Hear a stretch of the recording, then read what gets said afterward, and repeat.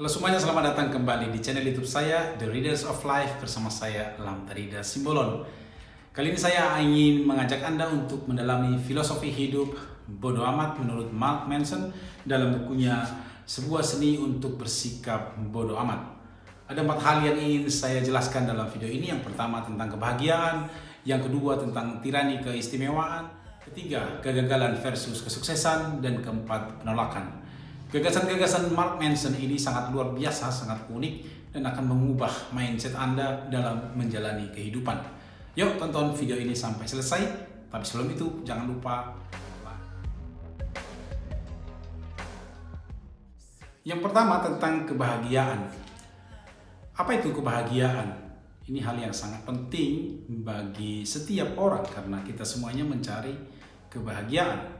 Aristoteles mengatakan bahwa kebahagiaan itu adalah yang menjadi tujuan hidup manusia. Semua orang mengejar kebahagiaan, caranya dengan mengejar keutamaan atau kebaikan-kebaikan. Ada banyak pemikir, psikolog, filsuf, atau siapapun yang mempunyai konsep tentang kebahagiaan. Ya, demikian juga dengan agama-agama, misalnya agama tertentu mengatakan bahwa kebahagiaan itu ialah pencerahan. Bagi agama yang lain, kebahagiaan itu berasal dari Allah dan banyak konsep lain tentang kebahagiaan. Nah, bagi Mark Manson sendiri, kebahagiaan itu adalah memecahkan masalah. Nah, kok bisa? Tentu saja kita bertanya. Dia mengatakan bahwa salah satu fakta yang tidak bisa dihindari bahwa kita menghadapi masalah setiap hari, masalah yang silih berganti, mulai dari masalah kecil sampai masalah yang besar, misalnya masalah remeh sampai pada masalah keluarga, masalah hubungan interpersonal, masalah keuangan, dan sebagainya. Nah, artinya setiap hari kita memecahkan masalah, harus memecahkan masalah. Dan apa yang terjadi setiap kali kita memecahkan masalah, kita senang, gembira, bahagia. Ya. Tentu pandangan ini sangat pragmatis, tapi itulah bagi Mark Manson, kebahagiaan itu adalah memecahkan masalah. Maka kebahagiaan itu adalah suatu proses yang konstan, yang terus-menerus, sebagaimana memecahkan masalah. Pertanyaannya ialah kenapa banyak orang tidak bahagia? Manson mengatakan ada 2 faktor. Yang pertama, menyangkal masalah. Ada orang-orang yang tertentu yang menyangkal masalah, menganggap seolah-olah masalah itu tidak ada. Dan ini tipuan katanya. Ini menipu karena sebenarnya ada masalah, tetapi dia menyangkalnya.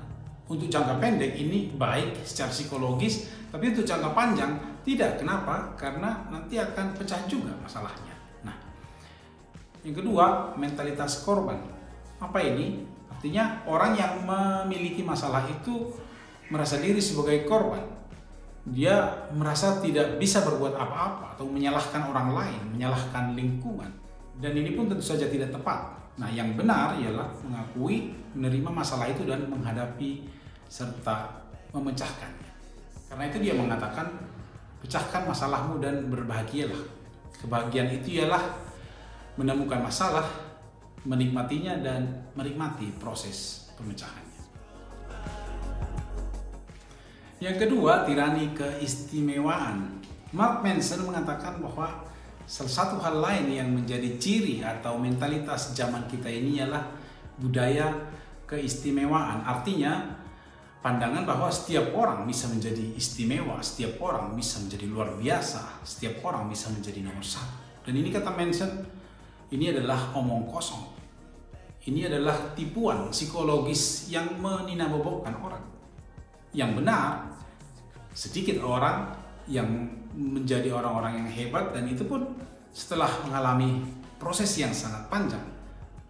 Yang benar ialah bahwa kebanyakan orang, mayoritas orang adalah orang yang biasa-biasa, orang yang sederhana.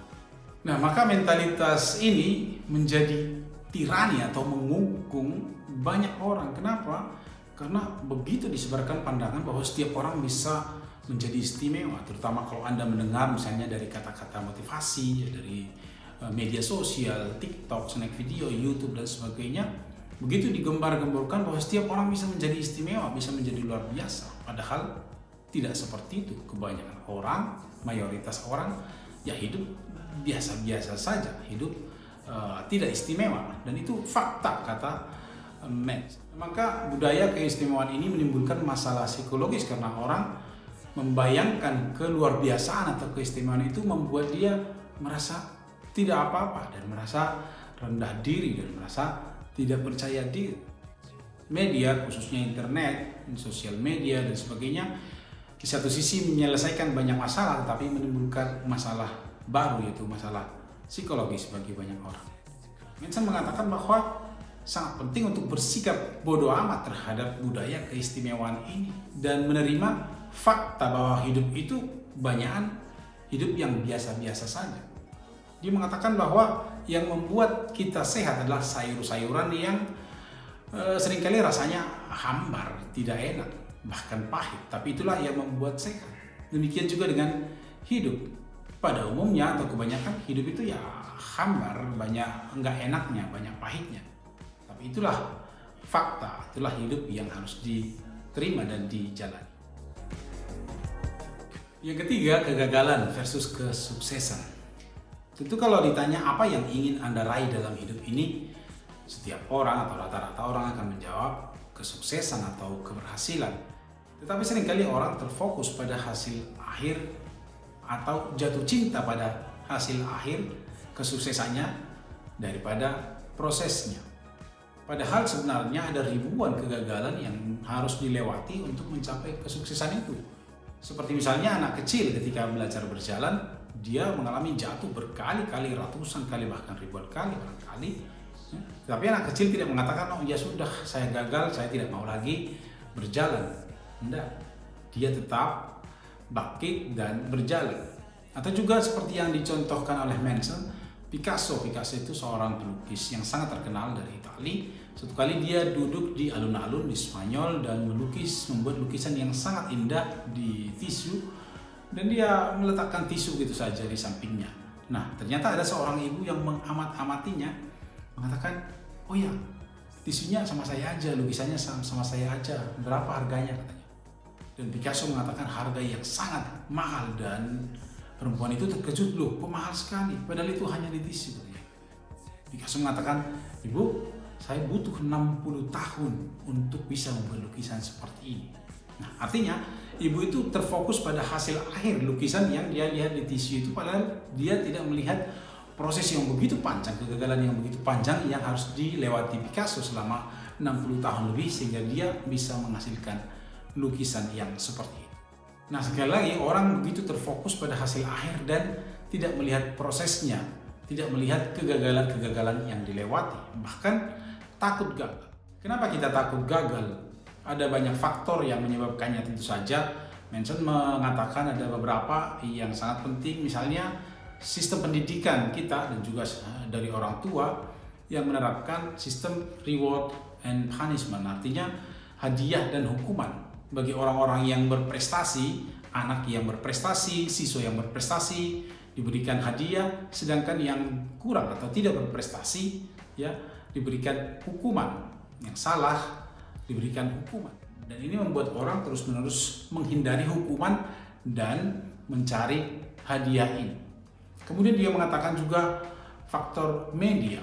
Media terus-menerus mengekspos kesuksesan, kemasyhuran orang-orang ya seperti entah itu Bill Gates, Warren Buffett, Mark, pendiri Facebook atau siapapun, terus-menerus mengekspos kemasyhuran dan kebesaran ini, sementara melupakan proses yang sangat panjang tahap demi tahap yang dilalui untuk sampai pada kesuksesan ini.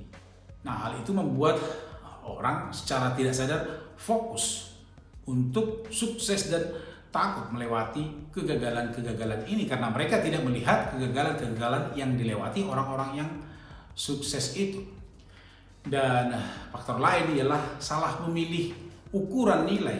Ya, kadang-kadang banyak orang, kita membuat ukuran nilai, saya akan sukses kalau saya memiliki uang miliaran, kalau saya hidup bahagia tanpa masalah dan sebagainya dan seterusnya.